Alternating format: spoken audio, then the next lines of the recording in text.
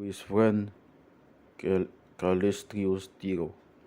I have sustained a very heavy loss, if the deprivation of so great a man can be called a loss. Cornelius Rufus has died. In fact, it was suicide when aggravates my pain, as it is the most grievous form of death when it is seen to occur neither naturally or inevitably.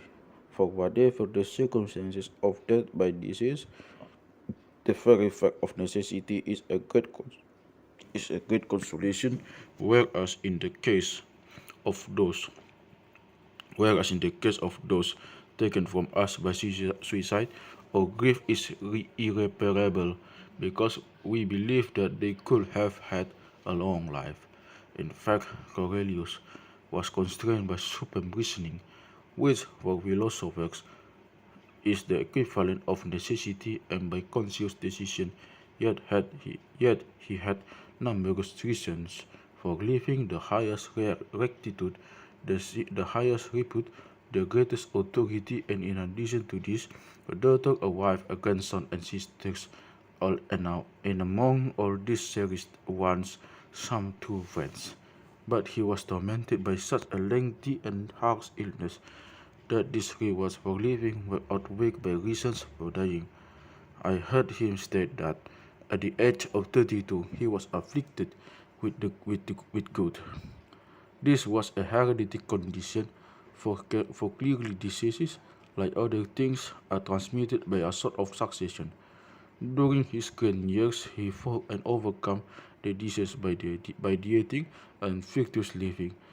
More recently, as the disease worsened with the onset old age, he endured it with strength of mind, despite suffering agonies beyond belief and the most degrading tortures, for by that stage the pain was not as earlier confined to his feet, but roamed at large through all his limbs.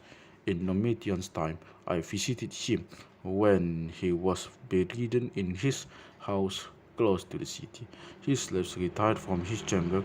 This was a practice he maintained whenever one of his more trustworthy friends came in, even his wife, who was wholly privy to every confidence, used to live. He swiveled his eyes round and said, "Why do you think I endure this dreadful pain for so long?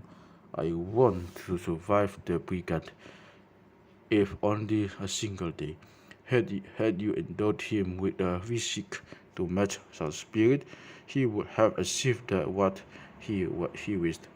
God, however, attended his prayer, and once he had obtained it, he now felt untroubled and free to die, sundering many attachments to live, since they were of less account.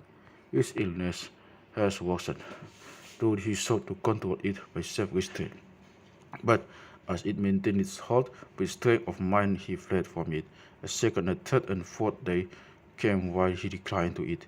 His wife Hispula dispatched Gaius Geminius, a mortal friend to me, with the most melancholy news that Cornelius was intent on death, and was unmoved by entreaties of the daughter and herself. He was the last resort, she said, as one who could recall him to life. I hastened there and had almost reached him when Julius Atticus brought a message again from Hispula that even I would make no impression, for his decision to die had acted more and more inflexibly. In fact, in fact, he had said to the physician who was placing food before him, "Je me suis décidé," a phrase which affected my mind with a sense of loss as much as of admiration. I contemplate the sort of friend, the sort of man I am now without. He completed his 67 year, a reasonable age for the sadist of us. I acknowledge that he escaped from an interminable illness.